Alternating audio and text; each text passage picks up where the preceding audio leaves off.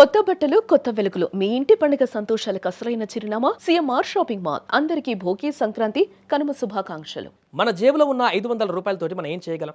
ఒక బిర్యానీ తినగలం, లేదా ఒక సినిమా చూడగలం. కానీ అదే 500 రూపాయలతో మీరు దేశంలోనే ఒక పెద్ద కంపెనీలో పార్ట్నర్ అవ్వగలరు అంటే నమ్ముతారా? అవును, స్టాక్ మార్కెట్ అంటే అదే. మనం రోజు వాడేటువంటి సబ్బులు, నడిపే బండి, వాడే సిమ్ కార్డు, వీటికి తయారు చేసేటువంటి కంపెనీలలో మనం ఓనర్షిప్ తీసుకోవచ్చు. దాన్ని షేర్ అంటారు.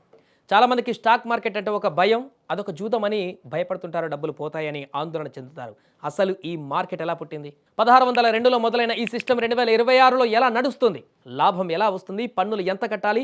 ఈ వీడియోలో క్లియర్గా, సింపుల్గా మొత్తం తెలుసుకుందాం. ముందుగా హిస్టరీతో స్టార్ట్ చేద్దాం, ఎందుకంటే డెప్త్గా దాని గురించి మనకు తెలిస్తేనే దాని గురించి అర్థమవుతుంది. కాబట్టి ప్రపంచంలోనే మొట్టమొదటి స్టాక్ మార్కెట్ ఎప్పుడు మొదలైందో తెలుసా? 1602లో నెదర్లాండ్లోని ఆమ్స్టర్డామ్లో డచ్ ఈస్ట్ ఇండియా కంపెనీ వాళ్ళు నౌకాయానం కోసం పబ్లిక్ దగ్గర డబ్బులు తీసుకొని దానికి బదులుగా పేపర్ షేర్లు ఇచ్చారు.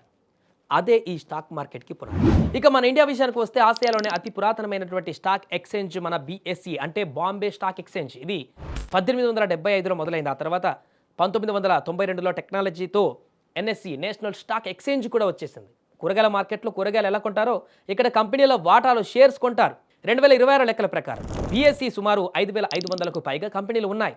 NSEలో 2600కు పైగా కంపెనీలు లిస్ట్ అయి ఉన్నాయి. ధర ఎలా మారుతుంది? Simple, demand and supply. ఒక షేర్ కావాలని 100 మంది అడిగితే ధర పెరుగుతుంది. వద్దని అమ్మేస్తే ధర ఆటోమేటిక్గా తగ్గిపోతుంది. ఇదంతా సెకండ్ల వ్యవధిలో జరిగిపోతుంది. అయితే ఇందులో ఎప్పుడు లాభాలే వస్తాయా? కాదు, చరిత్రలో భయంకరమైనటువంటి పతనాలు కూడా ఉన్నాయి. అతిపెద్ద ఉదాహరణ 1929 వాల్ స్ట్రీట్ క్రాష్. దీన్నే గ్రేట్ డిప్రెషన్ అంటారు. అప్పుడు అమెరికా మార్కెట్ ఏకంగా 89% పడిపోయింది. ప్రపంచ ఆర్థిక వ్యవస్థ పూర్తిగా కుప్పకూలిపోయింది. ఇక మనకు దగ్గరలో చూస్తే 2008లో గ్లోబల్ ఫైనాన్షియల్ క్రైసిస్ వల్ల మార్కెట్లు 50% పైగా పడ్డాయి. ఇక 2020లో కరోనా టైం వచ్చినప్పుడు మార్కెట్ క్రాష్ అయ్యింది. కానీ అంతే వేగంగా మళ్ళీ రికవర్ అయిపోయింది, అది వేరే విషయం. సో మార్కెట్ అనేది పైకి వెళ్తుంది, కిందికి పడుతుంది. ఆర్థిక అనిశ్చితి, యుద్ధాలు, వడ్డీ రేట్ల పెంపు, ఇవన్నీ షేర్ ధరల మీద ప్రభావాన్ని చూపిస్తాయి. సరే, మనం ఇన్వెస్ట్ చేసాం, లాభం ఎలా వస్తుంది ఏంటనేటువంటి విషయం గురించి ఒకసారి తెలుసుకుంటే 2 రకాలుగా ఉంటాయి. ఒకటి ప్రైస్ అప్రిసియేషన్. 100 రూపాయల షేర్ 150 అయితే ఆ 50 రూపాయల లాభం మీదే.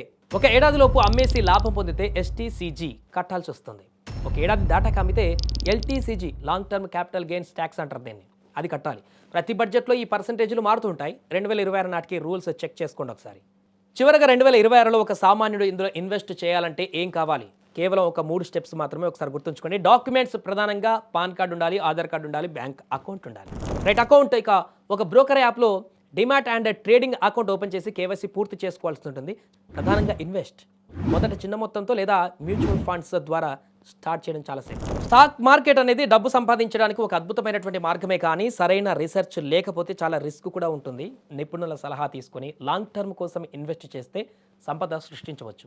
ఈ ఇన్ఫర్మేషన్ మీకు క్లారిటీ ఇచ్చిందా? అయితే లైక్ చేయండి. మీకు స్టాక్ మార్కెట్ మీద ఇంకేమైనా డౌట్స్ ఉంటే ఒకసారి కామెంట్లో తెలియజేయండి.